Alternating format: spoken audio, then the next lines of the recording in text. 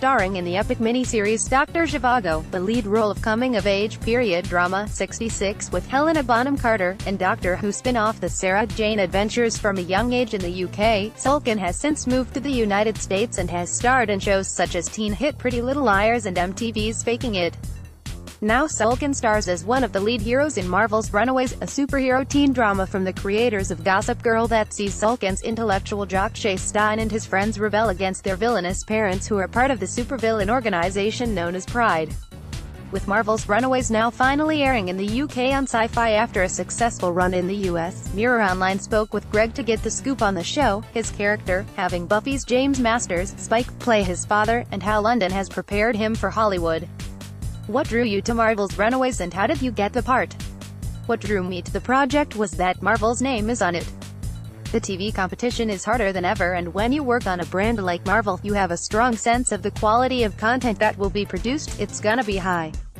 They are a very respected name and brand, so I was keen to work with them on any project. Then I found out the creators created Gossip Girl and the OC, so I knew these guys knew what they were doing. Also, I found out I was gonna be a superhero. So those three factors for me just made sense. I auditioned for it and afterwards, I confirmed I was free from my contract on my other show, and they said, "It's time to make you a superhero." Then after a nerve-wracking meeting with some Marvel execs who would decide my fate for the next few years, I got the part and we did the show and it's been a great success in the US. Gregg shows off his assets as Chase lets out some tension. Image, Hulu, Sci-Fi. The show has been confirmed as being part of the wider Marvel Cinematic Universe, so how much does the show link to the other films and television series within that world? In the first season we tried to concentrate on our show, and hopefully, as the show goes on, we will start to integrate things with some of the other Marvel properties. We wanted to focus on keeping the fans of the Runaways comics happy and also make a show that would appeal to a new audience that does not know the comics. That was the first priority for us and I think it paid off. How would you describe your character, Chase Stein, at the start of the show? I would describe him as a kid who seems like his life is perfect. He's sporty, he's this cool dude, but behind closed doors is not living a happy life. He has a very hard relationship with his father, who is this very successful Elon Musk-type character, so he's living two lives. Then as the show progresses he realizes that his parents are not what they seem and he's faced with a dilemma. I know what they're doing is wrong, but they're still my parents. Gregg's character Chase Stein is more than your average jock. Image, Hulu, Sci-Fi. Did you turn to the Runaways comics at all to help inform your performance? Yeah, definitely. I had knowledge of it and did my research as one would expect of an actor hired on a Marvel project, but I also thought it was important to bring my own flavor to it.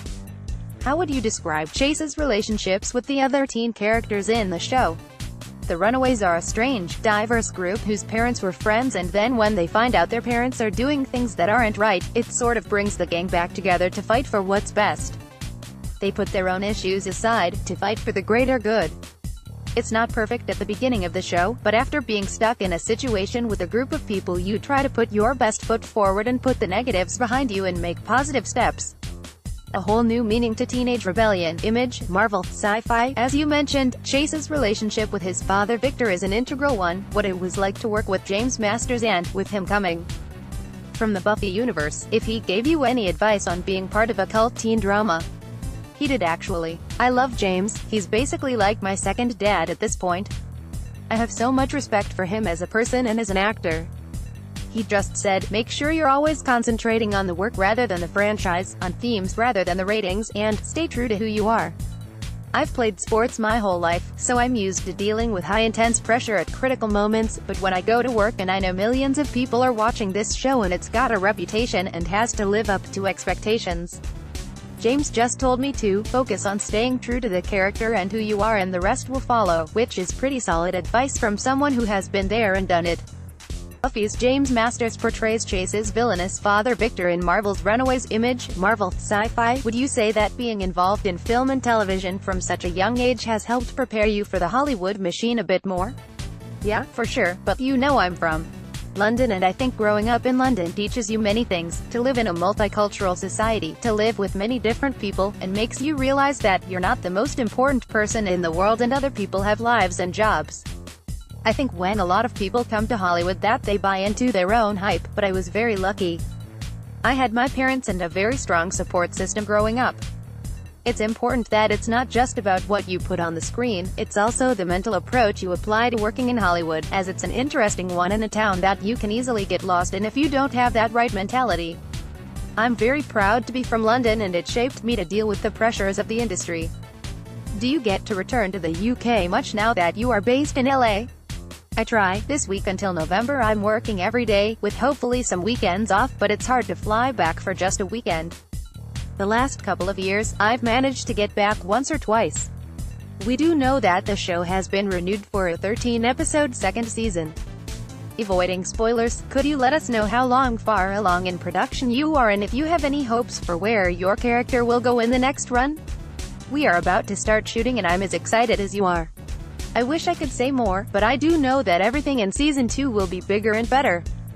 I saw my showrunner 2 days ago at a music festival, and those were the words that came out of his mouth, and I was like, how? We spent a fortune on season 1, the scripts were incredible, the show came out and did amazingly in the US. Bigger and better, I'm here for that.